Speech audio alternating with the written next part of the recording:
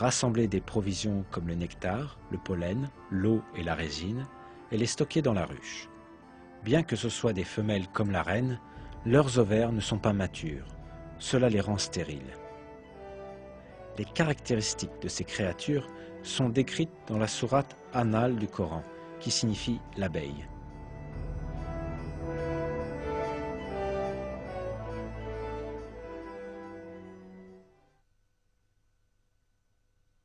Et voilà ce que ton Seigneur révéla aux abeilles.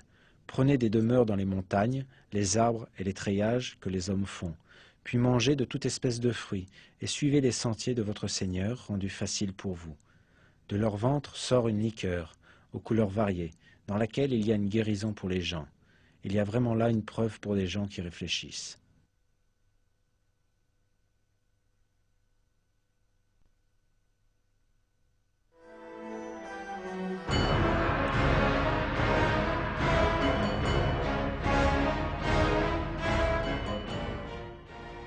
Ce verset contient un secret important qui ne peut être compris que grâce à la grammaire arabe. En arabe, il existe deux usages différents pour les verbes. En fonction de l'usage, il est possible de déterminer si le sujet est une femelle ou un mâle. En fait, les verbes utilisés pour les abeilles dans le verset sont utilisés avec le format des verbes au féminin. À travers cela, le Coran indique que les abeilles qui œuvrent à la construction du miel sont les femelles. On ne doit pas oublier que le sexe des insectes ne peut se révéler que par les observations biologiques modernes. Le fait que les ouvriers sont tous des femelles n'a été établi qu'à notre époque. Pourtant, Dieu montre un autre miracle du Coran en attirant notre attention sur ce fait dans les versets.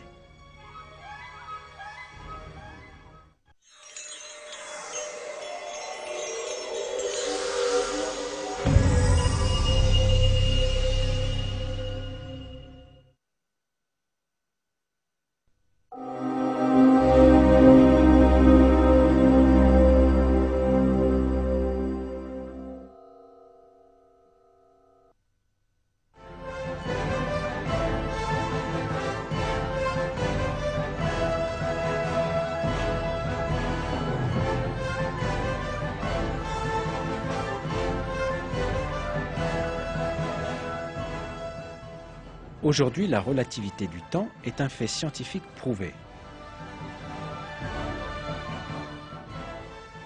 Cela a été révélé par la théorie de la relativité d'Einstein au début du XXe siècle. Jusqu'alors, on ne savait pas que le temps était relatif, ni qu'il pouvait changer selon les circonstances.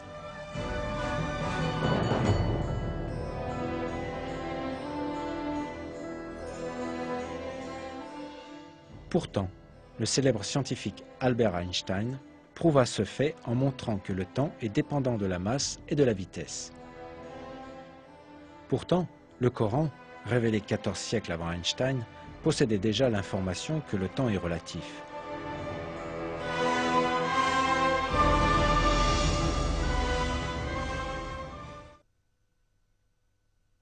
Cependant, un jour auprès de ton Seigneur équivaut à 1000 ans de ce que vous comptez.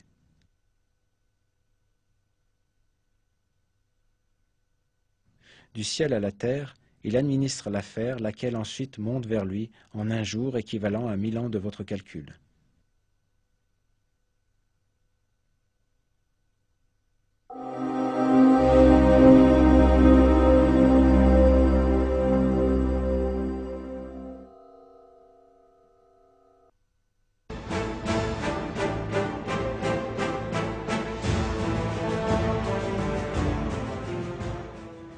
On estime qu'en une seconde, approximativement 16 millions de tonnes d'eau s'évaporent de la Terre. Ce chiffre s'élève à 505 trillions de tonnes d'eau en une année. Ce chiffre est égal à la quantité de pluie qui tombe sur la Terre en un an, et cette quantité est identique chaque année. Par conséquent, l'eau circule continuellement selon un cycle équilibré, selon une mesure. Cependant, cette mesure délicate, déterminée seulement grâce aux moyens de la technologie moderne, fut révélée miraculeusement dans le Coran.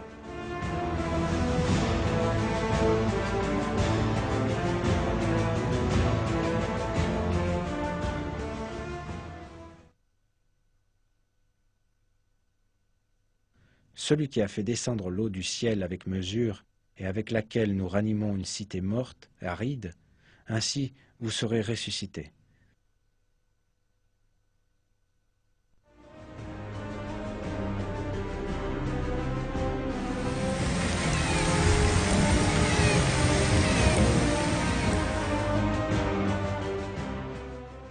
La vie sur Terre dépend de ce cycle de l'eau. Même une déviation mineure dans cet équilibre aboutira rapidement à un déséquilibre écologique qui rendra la Terre impropre pour la vie.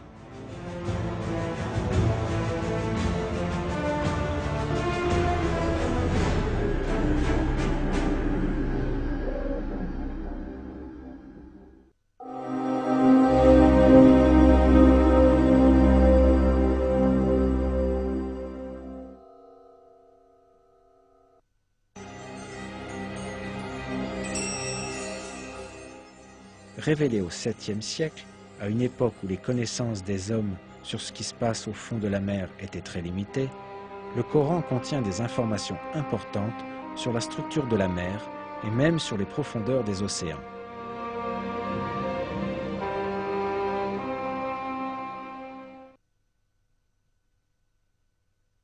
Il a donné libre cours aux deux mers pour se rencontrer, et il y a entre elles une barrière qu'elles ne dépassent pas.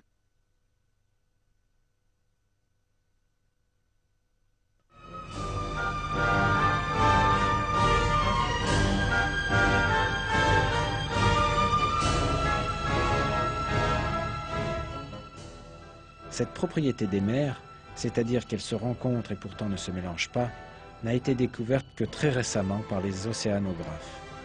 À cause de la force physique appelée tension de surface, les eaux de mer voisines ne se mélangent pas.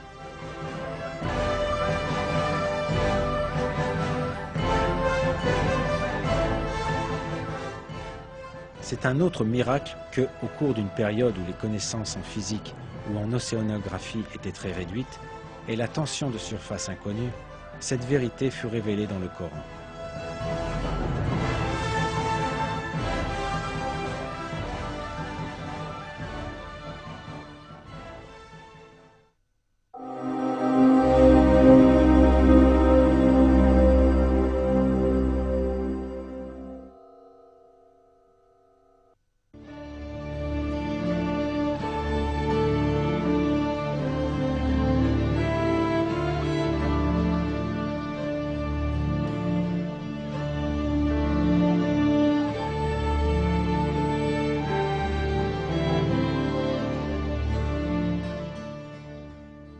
Le Coran est la parole de Dieu Tout-Puissant qui a créé toutes les choses à partir du néant et qui enveloppe tous les êtres avec son savoir. C'est pour ces raisons que ces faits qui n'ont été découverts par la science que très récemment apparaissent dans le Coran, envoyé il y a 1400 ans. Dans un verset, Dieu révèle cela à propos du Coran.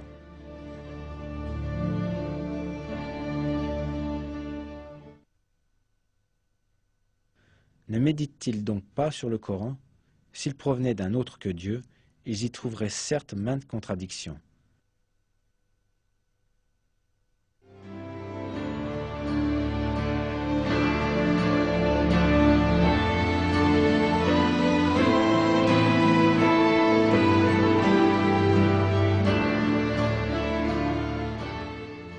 Il n'y a aucune contradiction dans le Coran. De plus, l'information contenue dans notre livre saint révèle de nouveaux miracles avec chaque jour qui passe. L'être humain doit s'accrocher fermement à ce livre divin révélé par Dieu, et il doit le recevoir avec un cœur ouvert, comme son seul et unique guide dans la vie. Dans le Coran, Dieu nous dit la chose suivante.